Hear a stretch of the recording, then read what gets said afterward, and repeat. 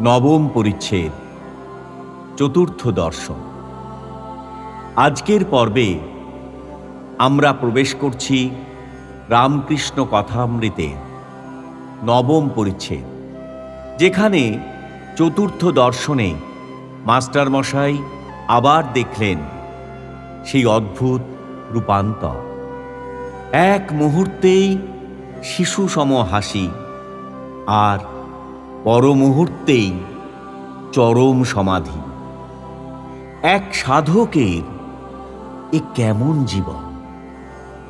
একই মানুষ হাসেন, খেলেন, মজা করেন, আর ঠিক পরেই পরম ব্রহ্মের সঙ্গে একাত্ম হয়ে থাকেন।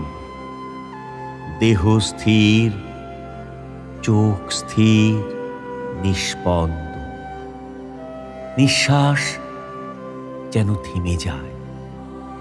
মাস্টারও জানতেন না এই দিনের অভিজ্ঞতা তার জীবনের মোড় ঘুরিয়ে দেবে, কারণ আজ তিনি উপলব্ধি করবেন মানুষের রূপে যে দাঁড়িয়ে আছেন, তিনি কি সত্যি শুধু মানুষ?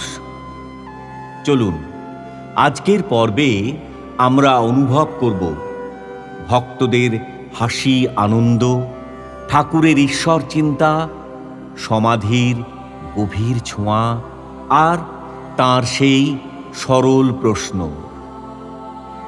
বলো দেখি আমাকে তোমার কি বোধ হয়? এই যাত্রা শুধু শোনার নয়, এ এক অভ্যন্তরের ভ্রমণ। একবার মন শান্ত করে বসুন। শুরু করছি চতুর্থ দর্শন। জং লবঙ্কা চাপরং লাভং মন্যতে নাধিকং তত যস্মিন স্থিতো ন দুঃখেন গুরুণাপি বিচাল্যতে।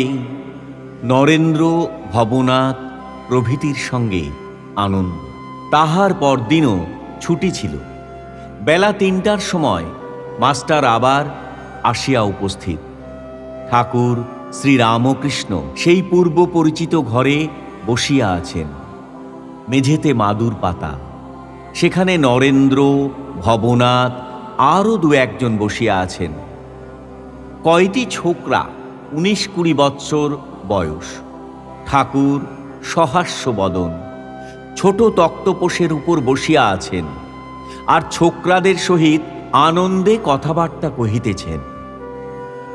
মাস্টার ঘরে প্রবেশ করিতেছেন, দেখিয়াই ঠাকুর উচ্চহাস্য করিয়া ছোকরাদের বলিয়া উঠিলেন, ওই রে, আবার এসেছ বলিয়াই হাস্য। সকলে হাসিতে লাগিল। মাস্টার আসিয়া ভূমিষ্ঠ হইয়া প্রণাম করিয়া বসিলেন। আগে হাত জোর করিয়া দাঁড়াইয়া প্রণাম করিতেন, ইংরেজি পড়া লোকেরা যেমন করে। কিন্তু আজ তিনি ভূমিষ্ঠ হইয়া প্রণাম করিতে শিখিয়াছেন। তিনি আসন গ্রহণ করিলে শ্রীরামকৃষ্ণ কেন হাসিতেছিলেন তাহাই নরেন্দ্রাদি ভক্তদের বুঝাইয়া দিতেছেন। দেখো, একটা ময়ূরকে বেলা ৪টার সময় আফিম খাইয়ে দিছিল। তার পরদিন ঠিক ৪টার সময় ময়ূরটা উপস্থিত, আফিমের মৌতাদ ধরেছিল।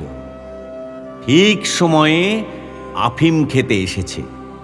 মাস্টার মনে মনে ভাবিতেছেন, ইনি ঠিক কথাই বলিতেছেন।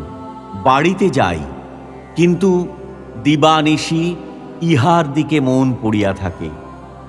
কখন দেখিব, কখন দেখিব? এখানে কে যেন টেনে আনল। মনে করলে অন্য জায়গায় যাবার জো নাই, এখানে আসতেই হবে।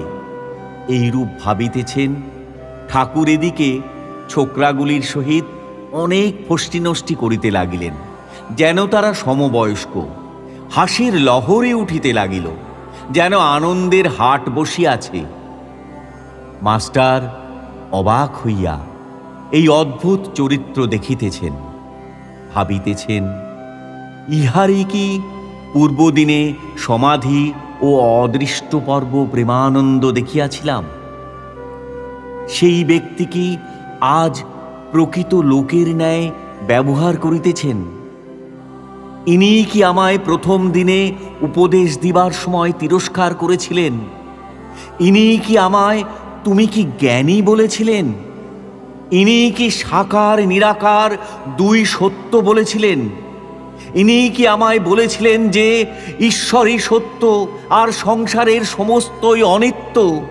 ইনিই কি আমায় সংসারের দাসীর মতো থাকতে হবে বলেছিলেন? ঠাকুর রামকৃষ্ণ আনন্দ করিতেছেন ও মাস্টারকে এক একবার দেখিতেছেন। দেখিলেন তিনি অবাক হইয়া বসিয়া আছেন।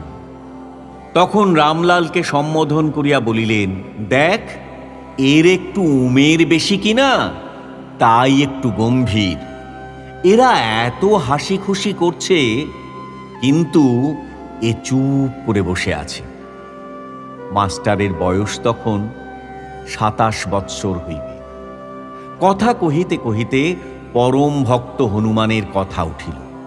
হনুমানের পট একখানি ঠাকুরের ঘরের দেওয়ালে ছিল। ঠাকুর বলিলেন, দেখ, হনুমানের কি ভাব! ধন মান দেহসুখ কিছুই চায় না, কেবল ভগবানকে চায়। যখন স্ফটিক স্তম্ভ থেকে ব্রহ্মাস্ত্র নিয়ে পালাচ্ছে, তখন মন্দোদরী অনেক রকম ফল নিয়ে লোভ দেখাতে লাগলো। ভাবলে ফলের লোভে নেমে এসে অস্ত্রটা যদি ফেলে দেয়। কিন্তু হনুমান ভুলবার ছেলে নয়। সে বললে, গীত শ্রীরাম কল্পতরু, আমার কি ফলের অভাব? পেয়েছি যে ফল, জনম সফল।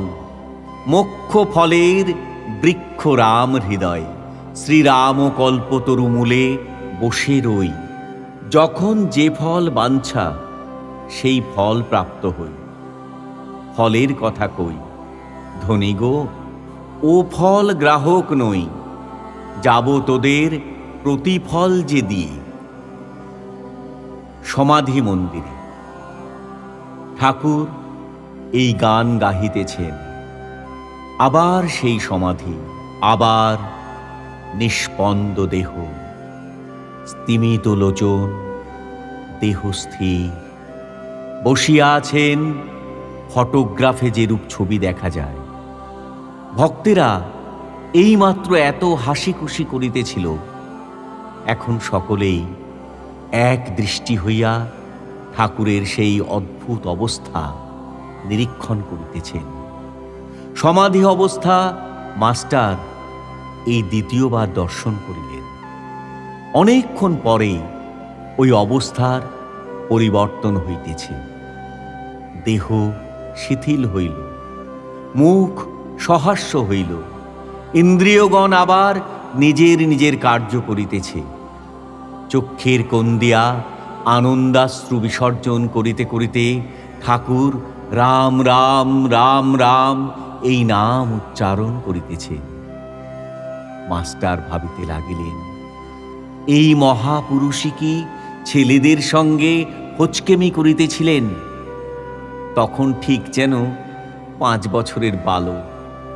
ঠাকুর পূর্ববৎ প্রকৃতিস্থ হইয়া আবার প্রকৃত লোকের ন্যায় ব্যবহার করিতেছেন।